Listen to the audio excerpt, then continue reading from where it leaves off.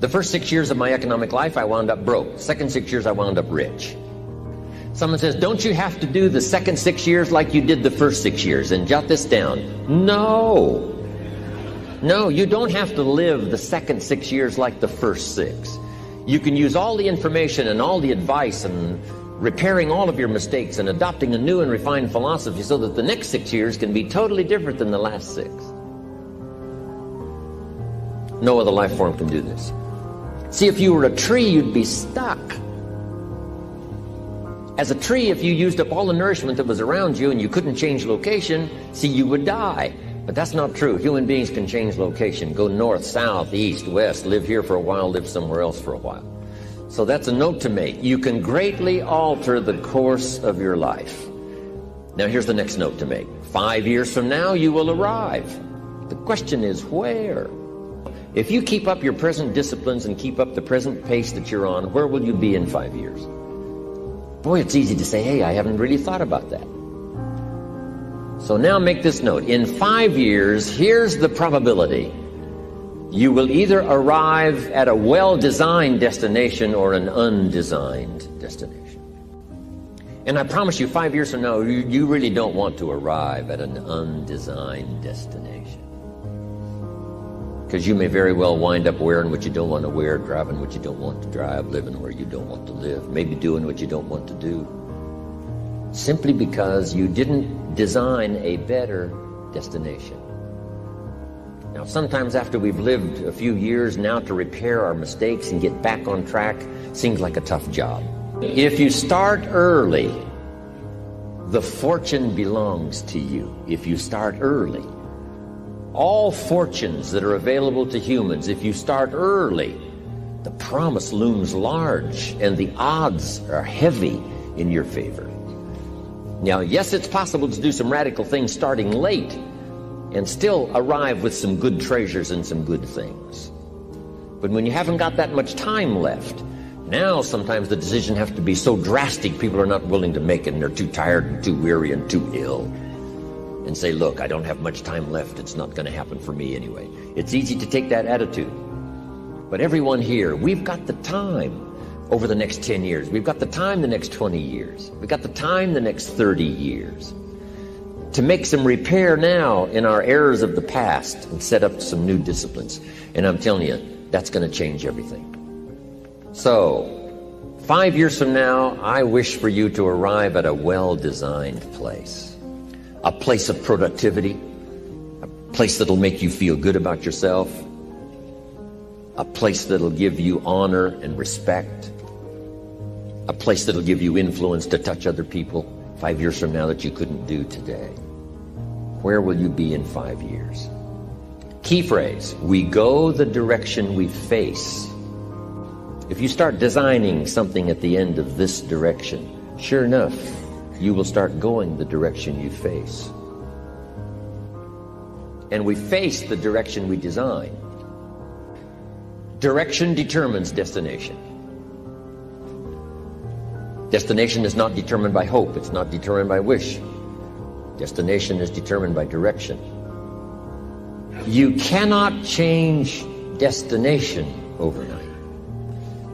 But here's what you can change today, and overnight, you can change direction. And it is so fascinating what a little small change of direction will do. A few decisions in discipline, a few decisions in learning, a few decisions in change of behavior, change of habit, a few decisions in setting goals that you've sort of let drift before. Like I did at age 25, didn't have a list. I immediately started to change that. And I immediately started to change my direction so that very quickly I started heading this direction. In less than 7 years, I was a millionaire. My father taught me way back, son, always do more than what you get paid for. Now, some individuals might argue with that. They'd say, no, you're going to mess up the whole program. I know they're wrong. In my own self-interest, I did what my father taught me, to always do more than I got paid for. Why? To make an investment in my future. Do more than you get paid for to make an investment in your future. and it's paid off for me. If you're wanting that big promotion, are you going to go up to your boss and say, just give it to me? I'll work harder if you just give me that promotion. No, it doesn't work that way. You've got to do more in your current position so that you get noticed, so you stand out from everybody else. So the boss says, hey, we've got this position opening up, and I think we should give it to Nancy. She does so much more than we expect. Just imagine what she'll do if we give her this promotion. You've got to do more than you're paid for. You've got to. It's an investment in your future. It's one thing to make a sale. I'm telling you, if you make a sale, you'll make a living. All of us have found ways to make a living. What got interesting for me early on was to figure out ways to make a fortune. You'd say, well, Mr. Rohn, how would I deserve to make a fortune? It's easy. Render fortunes of service. People will do things you cannot believe for people who give them good service. Here's one of the greatest gifts you can give anybody, the gift of attention. In return, they will do extraordinary things for your career, take you by the hand, and lead you to more people than you could meet by yourself. Always do more than you get paid for. Life responds to deserve, not need. Life was not designed to give us what we need. Life was designed to give us what we deserve. Once you understand that little life principle in your own self-interest, I'm telling you, it's life-changing. The ancient law does not go like this. If you need, you will reap. No, it doesn't work that way. A lot of people out there are hoping it works that way, but no, it doesn't. The ancient law goes like this. If you plant, you will reap. If you sow, you will reap. Somebody says, well, I really need to reap. Well, then you really need to plant in your own self-interest. Your own self-interest needs to be educated in how to plant, how to do it so everybody wins. Because life doesn't respond to need. You can't go to the soil and say, I need a crop. The soil just smiles at you. And here's what the soil says. Don't bring me your need, bring me some seed. Bring me some effort. Bring me some discipline. Bring me some interest. Bring me some service. Bring me these things, and I'll return to you multiplied by 2 times, 5 times, 10 times. You can't come with need. You've got to come with seed. You've got to come with willingness. You've got to come with skills. You've got to be willing to learn, willing to change, willing to grow, willing to put yourself out, willing to stand up to the bad weather, willing to pull out the weeds, willing to nurture. That's the only way you get a return. Once you understand these principles, self-interest now truly becomes an exciting challenge, making sure everybody wins. Enlightened self-interest makes sure that everybody wins. Let me give you a good philosophical phrase. All values must be won by contest. All values must be won by contest. And after they've been won, they must be defended. You say, wow, you've put a pretty heavy task on us. That's what life is all about, a pretty heavy challenge. We don't give large trophies for small effort. If you want to win high health, if you want to win high wealth, if you want to extend a long reach in touching people's lives, you got to engage in some of these extra powerful disciplines. And one is to secure the territory by vigor, and the other is to defend it with equal challenge. Attack. Procrastination. Here's another good one, blame. I engaged in this the big share of my life until I met Mr. Show. I used to blame my negative relatives. I used to blame the government. I used to blame taxes. I used to blame prices.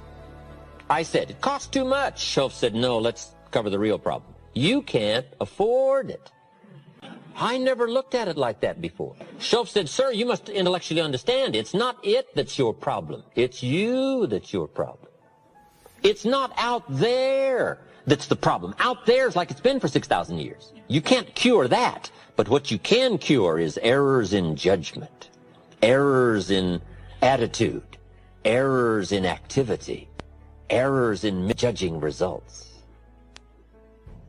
I found that the errors were within. But see, he had to go after me on that point. Here's the next one. Excuses.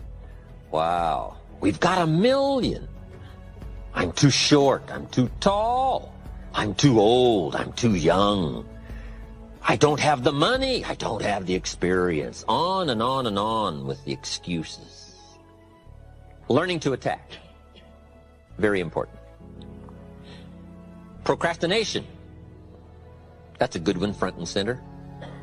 We've got to attack procrastination because it's so insidious. It eats up such large chunks of your life and leaves you in a small corner. Putting it off. Delaying. Letting it slide. Now, I'm one of the best to attack procrastination because I confess to being one of the all-time great procrastinators. I've done a lot of things, but I've put a lot of things off. Procrastination. I am so good, I could teach it. But I also know the pain of procrastination. I also know the regret that comes from procrastination. I can also show you pieces of my life missing, never to be repaired, because I let it slide. Now see, if we all studied our own lives, and we're trying to help somebody with this insidious disease of procrastination and putting it off, front and center, we use ourselves as best example because you feel the strongest about your own experiences and your own emotions. Do you think you could help somebody with procrastination? Developing this skill of going back, rehearsing your own life and coming up with the essence of the emotion and the experience to try to illustrate to somebody how insidious it can become and how devastating it can leave your life and what'll be missing if you let it slide. That's what we call learning to attack the problem. Now, underline the word attack. It's very important to go after the insidious. If the future gets clear, the price gets easier. Because you got to remember, for every promise, there's a price to pay. Everybody's got to pay the price. Everybody's got to do the deal. Everybody's got to do the disciplines. Everybody has to pay. But here's what I've discovered. If the promise is clear and powerful, the price is easy to pay. The price is some classes. The price is a few books. The price is a few disciplines.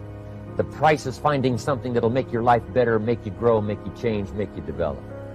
So the first part of the key is to design the promise. Then, what is the price to pay? I'm telling you, the price will be easy. Anybody in my audience can pay. No matter where you are, where you come from. Color doesn't matter, religion doesn't matter, where you grew up doesn't matter, circumstances don't matter. I'm telling you, if you'll make the promise of the future clear for yourself, the things you want, the places you want to go, the things you want to have, the person you want to become, the skills you want, the homes you want, the future you want, the friends you want, all of the values of life that you could possibly want. If you'll make that clear, make those lists, and be serious about it, I promise you it's an easy price to pay. Anybody can pay it. And the best advice I can give you is, if I can do it, you can do it. Farm boy from Idaho, raised in obscurity, I changed my life, turned it upside down, turned it all around, found economics, found future, found promise, and if I can do it, you can do it. So, start setting your goals and see if you can't get a better excitement going for the things you want to accomplish for the future. One of the major reasons for setting goals is for what they make of you in achieving them. My teacher advised me when I first got started at age 25, he said, Jim, why don't you set a goal to become a millionaire? He said, it's got a nice ring to it, you know, enough zeros to impress your accountant. And he said, I'm here to help you. You're only 25 years old. You've been to 1 year of college. You've got a beautiful family, every reason to do it. Why don't you set a goal to become a millionaire? And he said, here's why. And I thought, he doesn't need to teach me why. Wouldn't it be nice to have $1 million? He said, no, then you'll miss it. He said, here's why. For what it will make of you to achieve it. I'm telling you, that statement changed my life. Set the kind of goals that will make something of you to achieve them. He said, now, once you become a millionaire, what's important is not the money. I thought, that's kind of strange teaching. He said, honest, it isn't important. He said, you could just give the money away. Now, I did better than that. I lost it all. By the time I was 31, I was a millionaire. By the time I was 33, I was broke. But when I lost all my money, guess what? I found out Mr. Shoaff was right. What was valuable was not the money. What was valuable was what I became to earn the money. The skills I had, the knowledge I had about the marketplace, the values that I had going for me. They were more valuable than the money. And here's an important statement to remember. It's not what you get that makes you valuable. It's what you become. So part of the key here is to set the kind of goals that will make something of you. Don't set them too low so that you don't have to grow and you don't have to read and you don't have to try and you don't have to stretch. Don't set them too low. And then don't sell out. Don't go for something that's going to cost you your virtue or cost you your values or sell out your principles. There's a good middle road here to follow. Goals that will inspire, goals that will help you grow, change, develop, and become better than you are. Okay. Now let's talk about financial independence. How to become rich by 40, 35 if you're extra bright, much sooner if you find an opportunity like I did. Let me show you how I did it. Financial independence. I like the phrase financial independence. Some people are a little bit concerned about using the word becoming rich or becoming wealthy, and I can understand that. I struggled a little bit with this. Is it okay to go for becoming rich, go for becoming wealthy? And maybe that's a bit too strong a word or strong a term. So here's what I've come up with that I think is comfortable for me, and that is how to become financially independent. I think it's every person's heritage here, especially in America, to become financially independent. Now, let me give you my definition of financial independence. Financial independence is the ability to live from the income of your own personal resources. Financial independence. Now it depends on how you want to live. If you need $2,000, $3,000 a month, if you need $4,000 or $5,000 a month, if you need $10,000 a month, some people may need, $100,000 a month. But whatever you would need to live, and you could earn that living from the income of your own personal resources, that's what I call financial freedom, financial independence. And let me show you how to acquire it. If you start at age 15, between ages 15 and 35 is 20 years. And in my personal opinion, based on my own studies and my own experience, 20 years, in my opinion, is enough time to become financially independent. If you're not, you don't live in the wrong country. Probably what's happened is you have the wrong plan. And it's easy to be a nice person with the wrong plan. I found that when I was 25 years old. I was broke at age 25, and I was a nice guy. You would have liked me. But I'm telling you, my plans up until then, especially my financial plan, left me broke. I totally changed it the next 6 years, and I became financially independent. So I know what I'm talking about. It is possible in a reasonable amount of time, 15 to 35, whatever, 20 years' time, enough time. You can do it in a much shorter period of time, like I did if you want to. But this is a reasonable enough time. But here's number one. First of all, you got to have the right philosophy. Philosophy is our ability to gather knowledge and sort through it and decide what's valuable. To develop a philosophy about life, a philosophy about our health, a philosophy about our family relationships, a philosophy about economics. And if you develop the right philosophy, that's what helps to set this sail so that in 6 years it takes you where you want to go instead of winding up like I did that first 6 years of my economics, broke, no money, empty bank account. The right philosophy. Now let me give you a couple of philosophies to consider. Here's the first one. It's called the philosophy of the poor. And here it is. Poor people usually spend their money and invest what's left. That's the philosophy of the poor. Now here's the philosophy of the rich. Rich people invest their money and spend what's left. And here's the startling answer.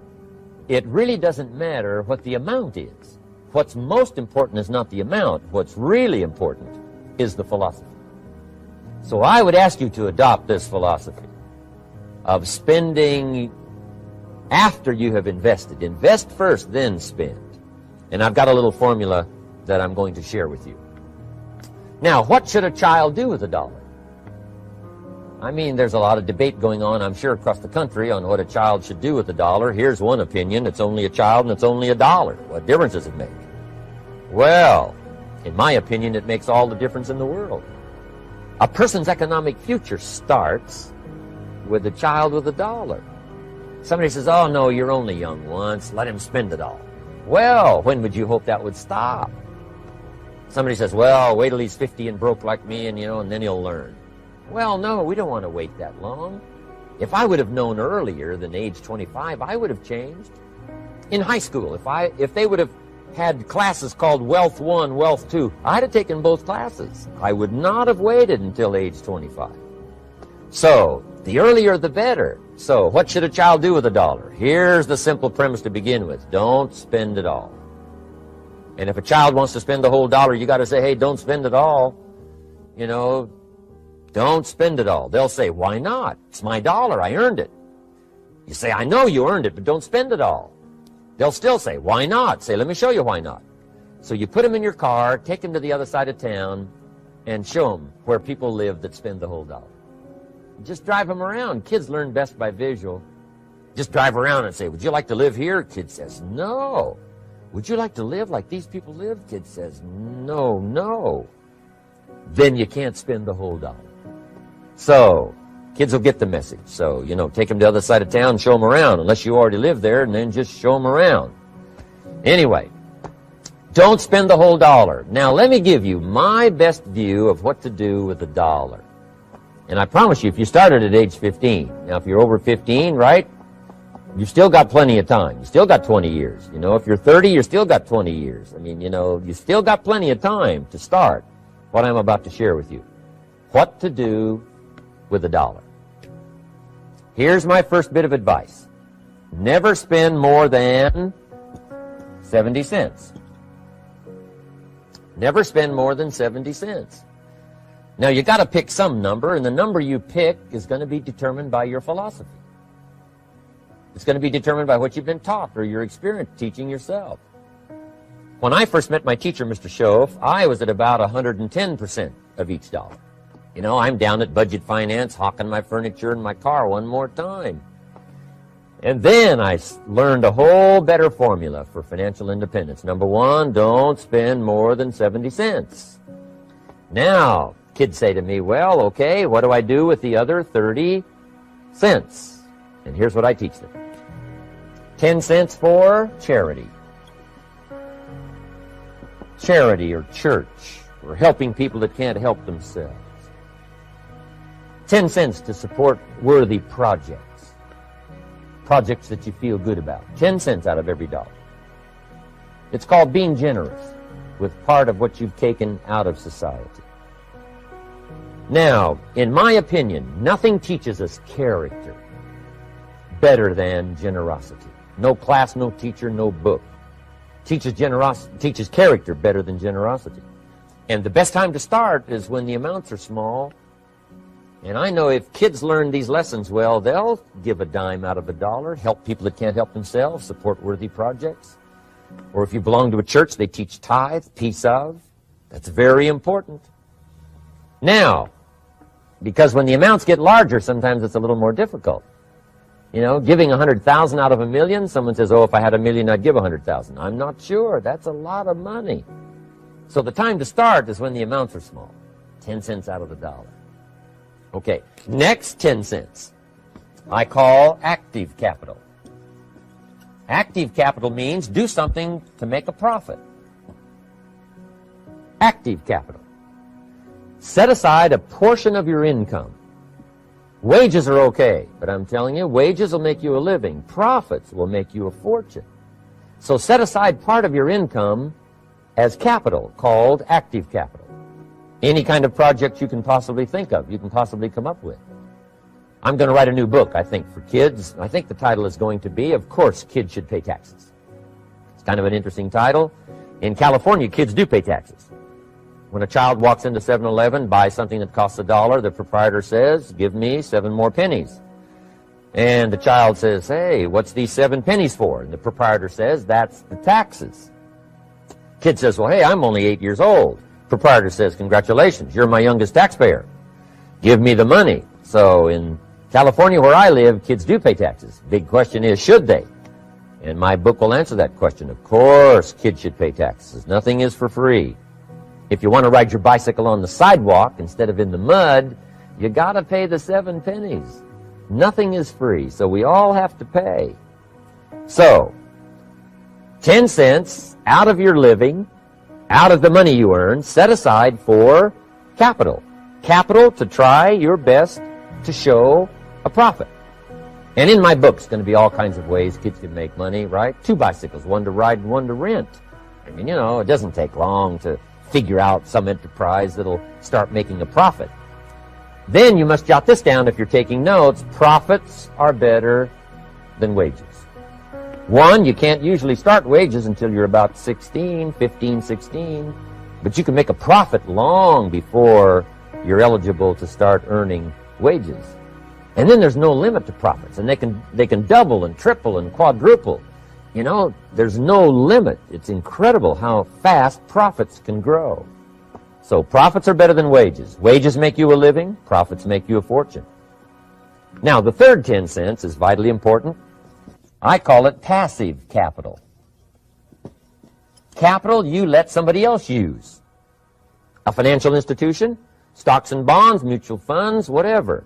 Let someone else use it. You furnish the money. They use it to make a profit, but they pay you for the use of it, called interest. And here's one of the things that'll make you financially independent fairly quickly, and that's called compound interest. And this is how you get it. Letting someone else use a portion of your money, your substance. They show the profit, they pay you interest.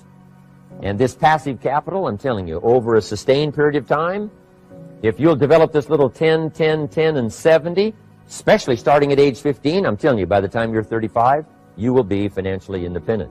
You'll have the ability to live from the income of your own resources. And then one more point on passive capital. There's a Bible philosophy. I'm an amateur on the Bible. But there's a Bible philosophy that teaches the borrower is servant to the lender. And if you want to be in a powerful position as you grow older, finally when you become mature, maybe have your own business, things have worked out for you for the future, the position you always want to be in is the power position. And that's called the lender. The lender is the power position. So if kids learn early enough, and then you ask them what they'd like to be when they grow up, I'm telling you, once they understand, they'll say, well, one of the things I want to be is one of those lenders. That's the power position, not the spender. No, you'll be pitied the rest of your life if you just become a spender. You got to become a lender. And I think this is one formulas to follow. 10 cents out of every dollar. Let someone else use it. Be the lender, power position. Then try to show a profit. Can't we teach our children how to take $1, search the neighborhood, find a broken wagon, pay $1 for it, bring it home, you know, clean it up, sand it until it's clean, paint it red till it shines, straighten out the wheels till they're true, take it back to the neighborhood, sell it for $5? Anybody can do that. Now, does the child deserve $4 profit? And the answer is yes. Society now has a mended wagon. And that's what America's all about. Finding something, touching it, making it better, making a profit, taking part of your resources, helping people who can't help themselves. Let someone else use it to make a profit. Some projects require more capital than one person has. Exciting. And then let them pay you for the use of it. America's had this philosophy now all these years. Communism has taught all these years capital belongs in the hands of the state, not in the hands of the people. We've been teaching all these years capital belongs in the hands of the people, not in the hands of the state. And we turned out to be right. capital in the hands of the kids, capital in the hands of the people, enterprises that make a profit, enterprises that grow. It's the hope of our future. So that little simple formula, I hope, will help you. Now, one more key on financial independence, and that is attitude. Attitude. Here's number one. I used to say, I hate to pay my bills. My teacher straightened me out on that. He said, let's see, Mr. Rohn, what you hate to do is pay $100 on an account and reduce your liabilities and increase your assets. I said, well, no, not if you look at it that way. He said, well, it all depends on how you look at it. So wouldn't you love to pay your bills, reduce your liabilities, increase your assets? You've got to have that kind of attitude.